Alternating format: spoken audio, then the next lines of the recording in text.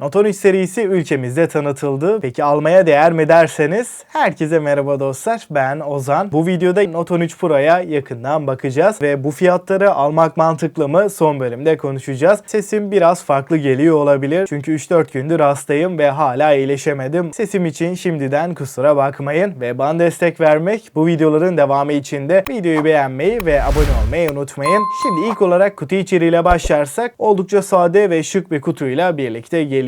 Kutu tasarımı olarak geçtiğimiz seneden de herhangi bir farkın olmadığını söyleyeyim. Ancak bu kez Xiaomi alıştığımız şeffaf kılıf yerine silikon siyah ve çok daha kaliteli bir kılıfa yer vermiş. Kutudan telefonumuz 67 Watt hızlı şarj adaptörü ve Type-C şarj kablosu çıkıyor. Kutu içeriği her zamanki gibi dolu dolu. Tasarım kısmında Note serisinin çizgileri korunmuş olsa da burada daha modern ve daha güzel bir hava yakalanmış. Özellikle kameraların yerleşimi, bu kamera modülü tasarımı cihaza çok daha farklı bir hava katmış. Özellikle bu mercan moru rengi ışığa göre de renk geçişini ayarlayabiliyor. Yani bulunduğu ortama göre renk değiştiren bir telefon diyebilirim. Özellikle bu mor renk bence Note 13 Pro'yu da bir kademe daha yukarı çıkarıyor. Çerçeveler daha dik bir yapıyla gelirken iPhone 15'te gördüğümüz daha yuvarlatılmış hatlara sahip. Bu sayede ele daha rahat oturan ve elden kaymayan bir yapıya sahip. Arka kapak cam, çerçeveler plastik, 7.9 mm kalınlık ve 187 gramlık ağırlığıyla da bu fiyat bandındaki en hafif telefonken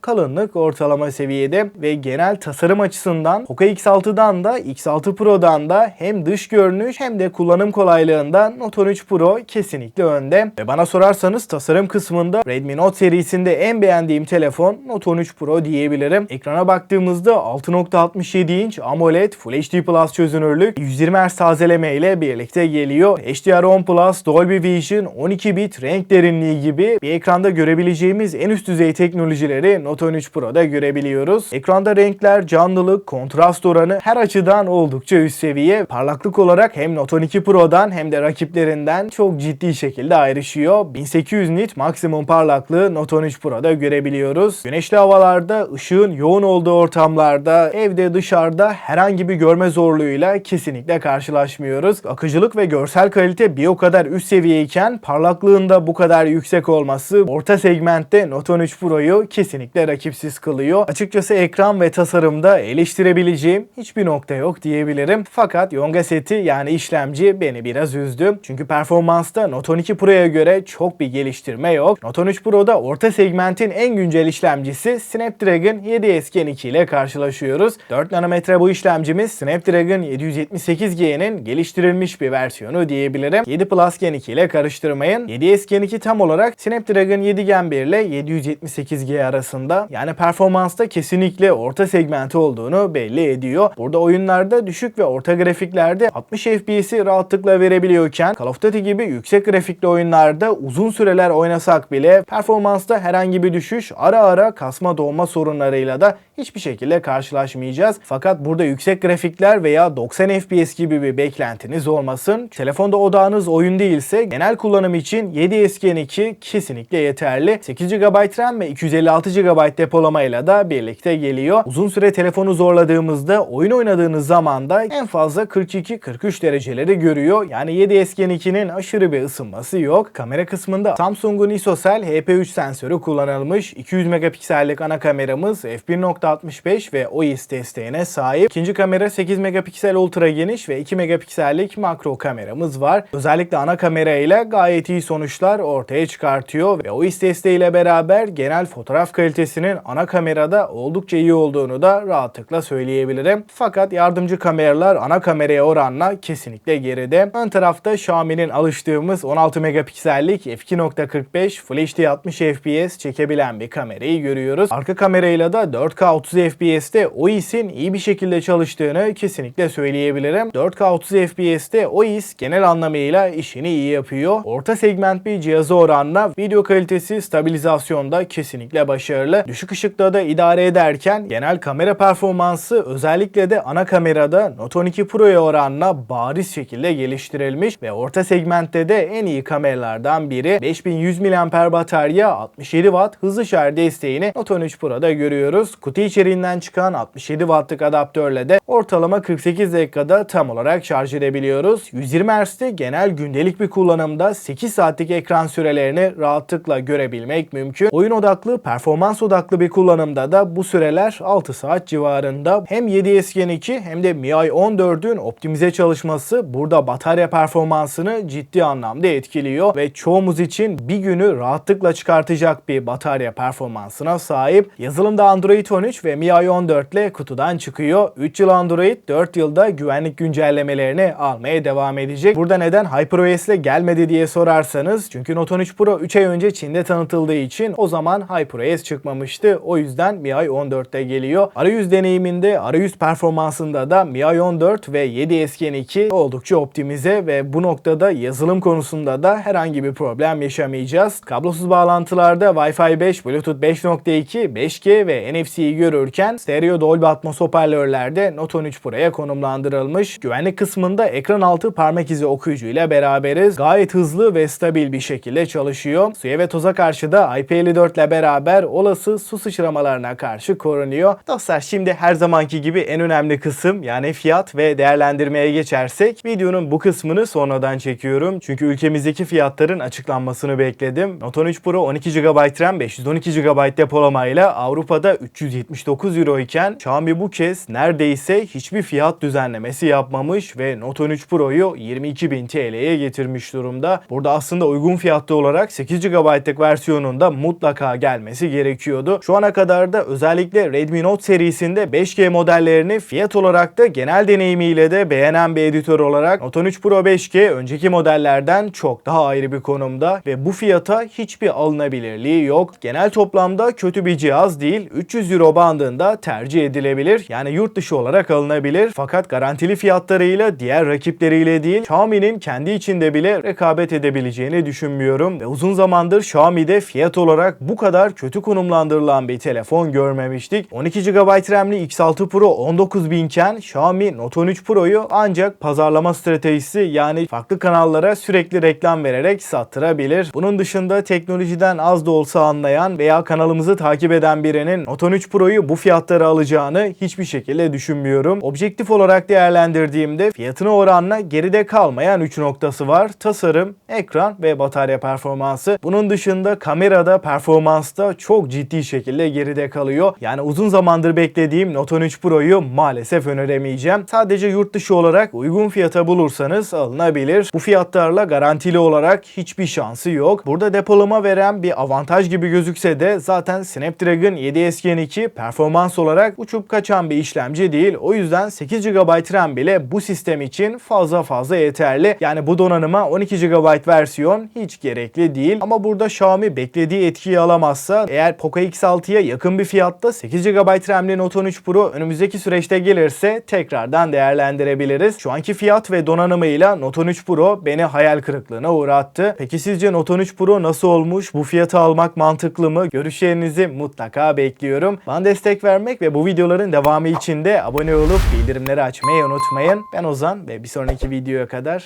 hoşça kalın.